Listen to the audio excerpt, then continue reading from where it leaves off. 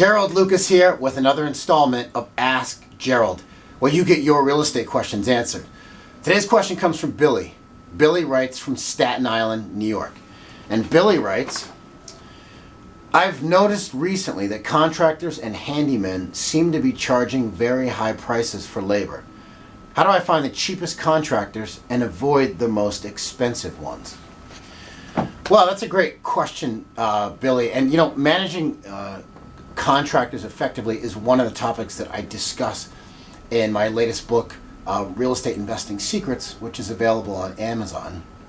And I think one thing to bear in mind is the fact that the person with the money always ultimately decides the price.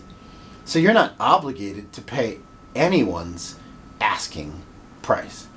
And a contractor, particularly one who's never done business with you, is likely to test you and see if he can charge you more money and get away with it.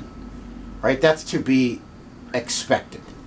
But depending on your cost of capital, it may make sense to take the additional time and effort to interview more contractors and get more price quotes for work to make certain that you're paying a competitive price. I also recommend that you, whenever possible, pay contractors by the job and not by the hour. And that's one of those things that helps you keep renovation and repair costs manageable. So thanks for your question, Billy. For more real estate information and tips, visit my blog at geraldlucas.com.